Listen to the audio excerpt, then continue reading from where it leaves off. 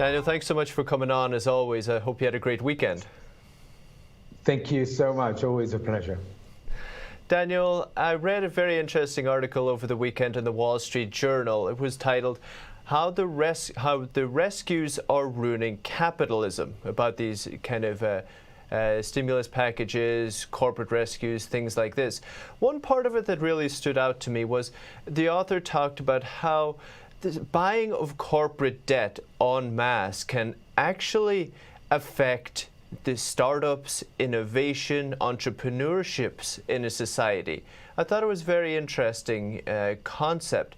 Do you agree with that analysis, and how does that actually work?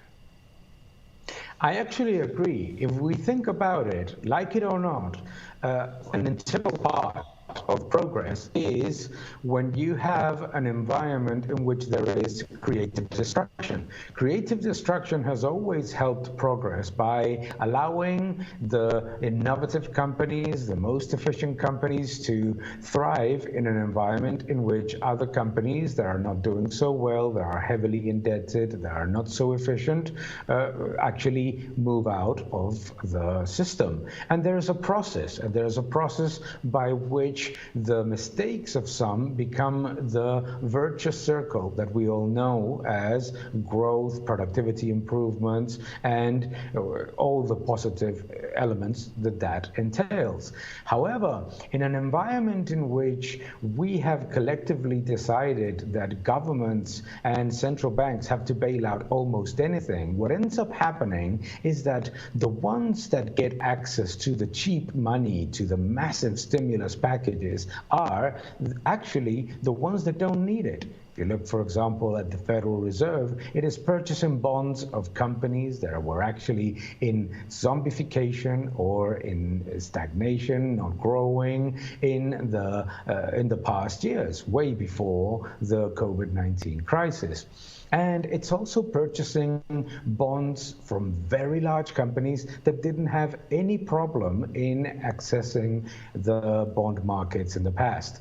While at the same time, what is happening is that the startups, the small businesses, all of those that actually were not indebted or did not have access to credit are the ones that are falling dramatically. So the environment of the bailout of everything, as I call it, ends up being an environment that also reduces the possibility of the economy of reaching higher levels of growth. And it is no surprise that in the last 3 decades, out of every crisis, we get out with more debt, less productivity growth, and lower levels of economic output.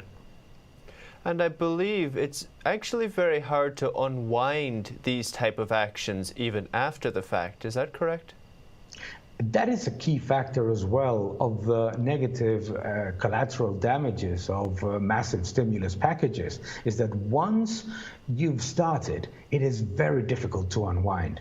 As we are seeing right now, just a small reduction in the pace of stimulus, in the increase in the balance sheet of the Federal Reserve in 2018 created a massive disruption in markets.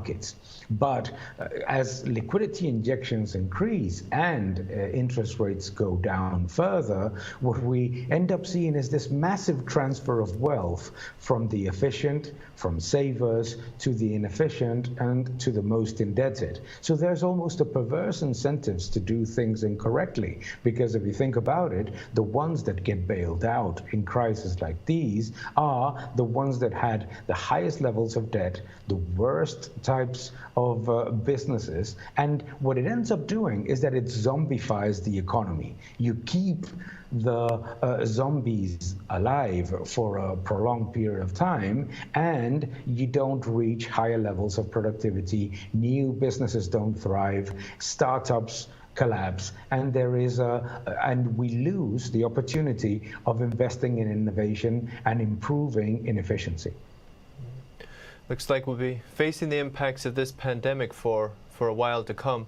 Daniel, thanks so much for the update and the explanation. Thank you. Thank you very much.